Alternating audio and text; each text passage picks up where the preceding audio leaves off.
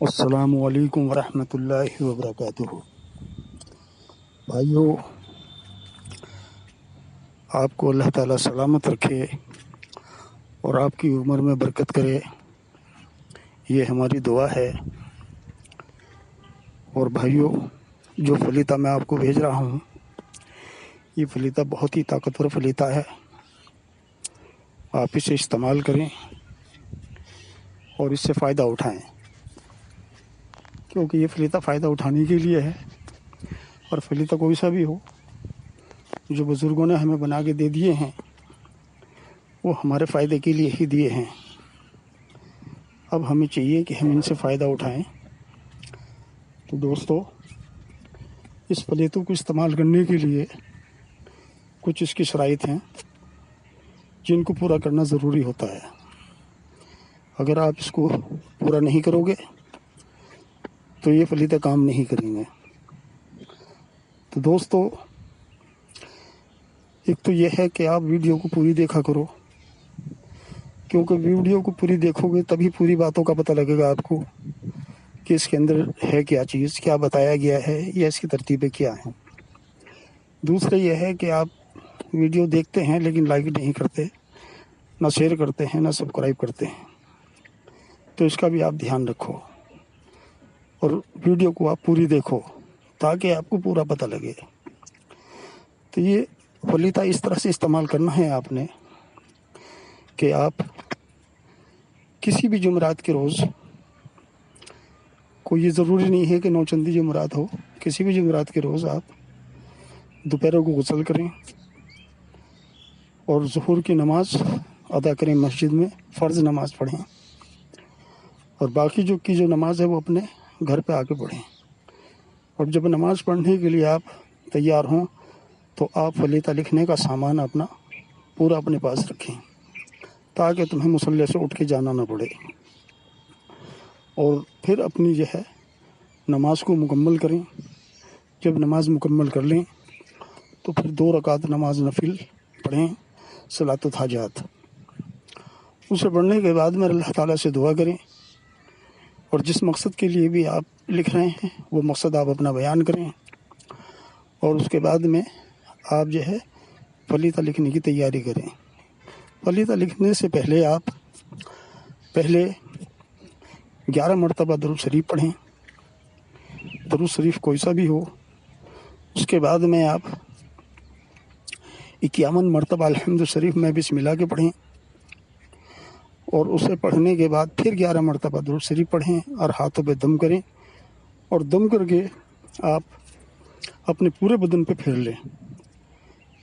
کیوں کہ جب آپ پورے بدن پہ پھیر لو گے تو آپ حصار کے اندر ہو جاؤ گے کہ آپ کو کوئی بھی چیز نقصان نہیں پہنچائے گی۔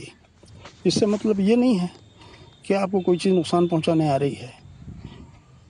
مطلب اس کا یہ ہے کہ جو آپ فلیطہ لکھ رہے ہو، اس فلیطے کو نقصان پہنچانے کے لیے زیرو بدرو جو ہوتی ہیں یا جنات جو ہوتے ہیں وہ آگے آپ کے دھورے بیٹھ جاتے ہیں، اور جس ٹائم آپ فلیطہ لکھتے ہیں تو وہ انہیں ناکام کر دیتی ہیں، جس سے کہ فلیطہ اثر نہیں دکھلاتا اپنا۔ تو اس لیے یہ حصار ضروری ہوتا ہے، اور اگر اسے نہیں کرو گے اور ایسے ہی لکھ لو گے تو فلیطہ کام تو کرے گا لیکن اتنا نہیں کرے گا جتنا کرنا چاہیے۔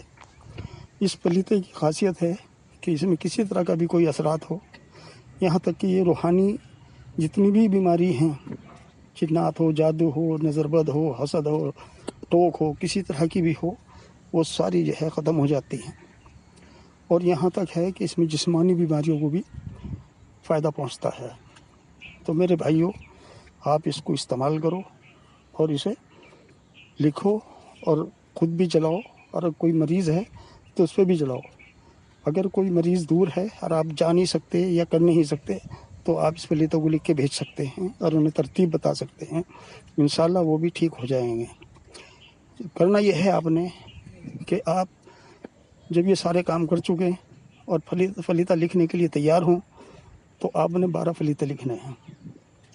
12 فلیطے لکھ کر انہیں داہنی طرف سے موڑنا ہے، اور بتی بنا لو ان کی، اور اس کے اوپر کاٹن لپیٹ کر اور نیلا دھاگا لو جس کے اندر 11 تار ہوں۔ اگر ایسا دھاگا میسر نہ ہو تو آپ کوئی بھی دھاگا کپڑا سینے والا لے لیں اور اس کے 11 تار بنا لیں اور وہ تار بنا کے تب جو ہے بتی کے اوپر لپیٹ دیں۔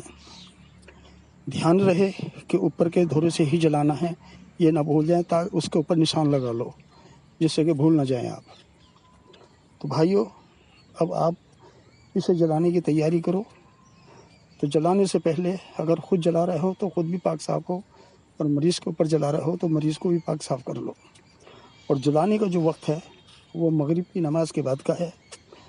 اور جب فلیدہ جلاؤ گے تو اس کے لیے پہلے آپ ایک ہانڈی کوری لے لو، کورا چراغ لے لو، کچھ خوشبودار پھول لے لو، پھول کوئی سے بھی ہوں خوشبودار ہوں، وہ ہانڈی کے چاروں طرف رکھ دو اور چراغ کو اتنا اوپر رکھو جس سے کہ آپ کے ناک کی ہوا یا سانس جو ہے آپ کا وہ بتی کو نہ لگے اور بتی نہ ہلے۔ کیوں کہ مریض جو ہے اس بتی میں دیکھے گا اور اسے ساری چیزیں وہ دکھائی دیں گی جو اس کے اوپر موجود ہیں۔ تو اتنا اوپر رکھنا ہے، چاہے کوئی اسٹول کا انتظام کریں یا کچھ بھی کریں، بہرحال مریض کی گردن نیچے کو نہ جھکے، نہ زیادہ اوپر کو ہو، سامنے بالکل چراغ ہو، اور دوری اگر 20-22 سال کا کوئی انسان ہے یا اس سے نیچے ہے تو 8 انچی کی دوری، اور اگر 30 سال سے اوپر کا ہے، 25 سال سے اوپر کا، تو اس کی 10 انچی کی دوری رکھیں تاکہ اسے بتی کے اندر صحیح دکھائی دے۔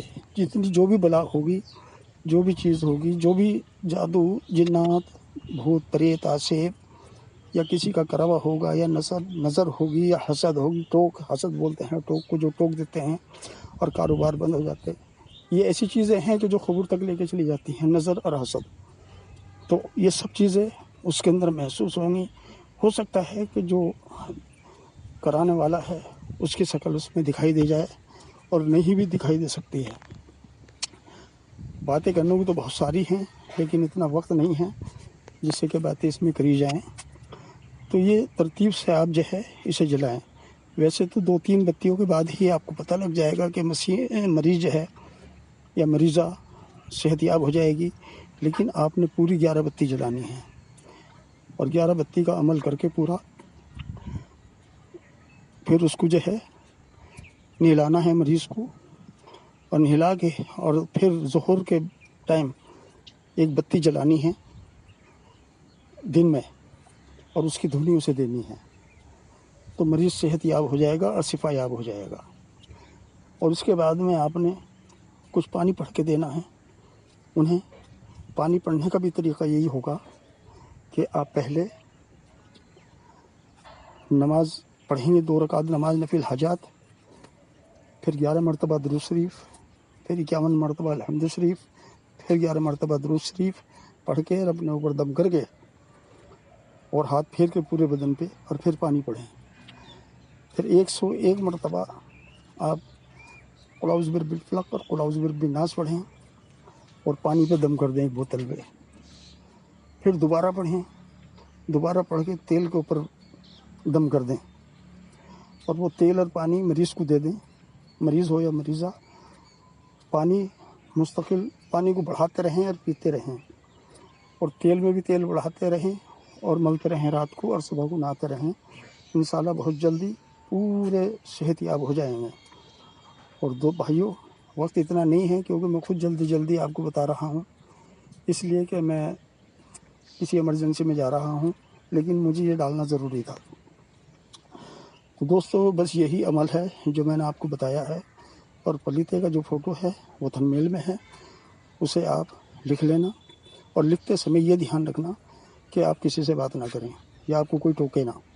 اگر آپ کو کوئی ٹوکے گا تو پھر ٹھیک نہیں رہنے گا، پھر دوبارہ سے عمل کرنا پڑے گا آپ کو۔ تو اس لیے پہلے ہی ہدایت کر دینا کہ کوئی آپ کو نہ ٹوکے، نہ بیچ میں ڈسٹرب کرے آپ کو، اور آپ اس عمل کو کریں، انشاءاللہ آپ کو فائدہ ہوگا۔ اور ہمیں دعاؤں میں یاد رکھیں، اور چینل کو آپ لائک کریں، شیئر کریں اور سبسکرائب کریں۔ السلام علیکم ورحمۃ اللہ وبرکاتہ۔